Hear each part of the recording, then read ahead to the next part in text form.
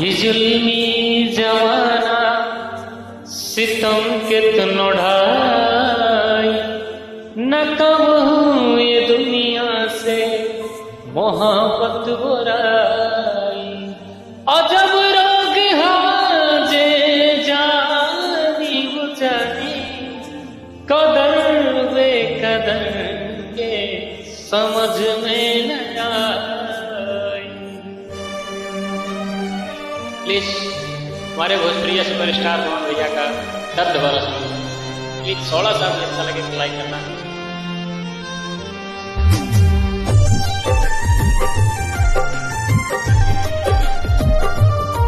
Love you friends, please follow me.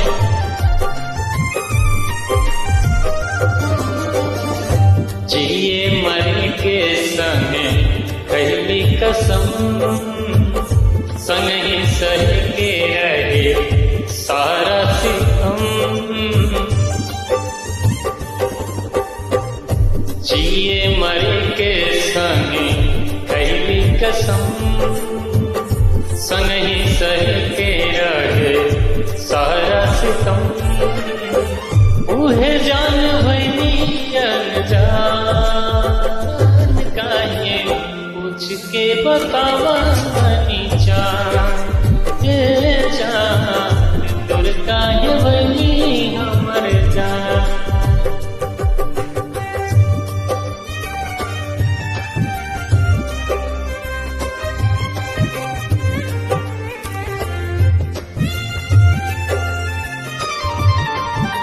अकेले ही गा रहे हैं।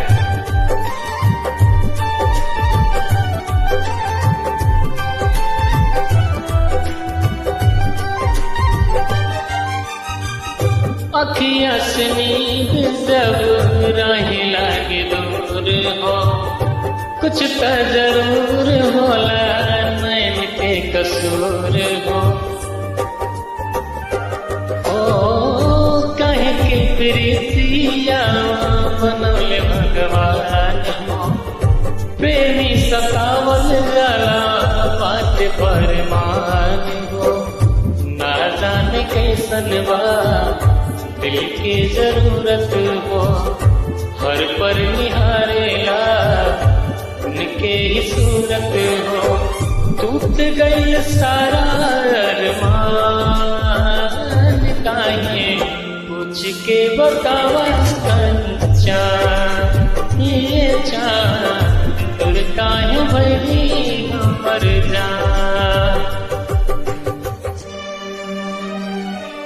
छोटा सा प्रयास कर रहे हैं, प्लीज।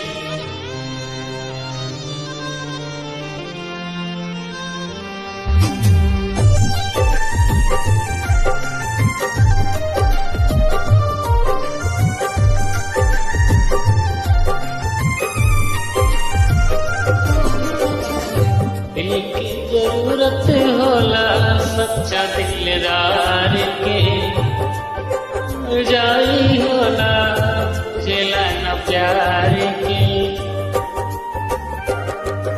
हो फिर न दोबारा कबो हो पाई प्यार हो।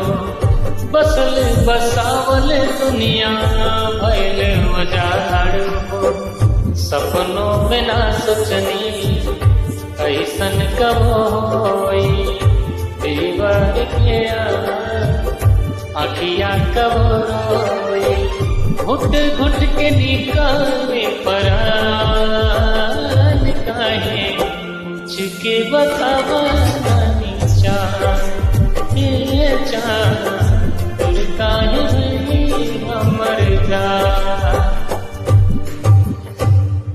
प्लीज अकेले गाया तो गलती हुई माफ करना।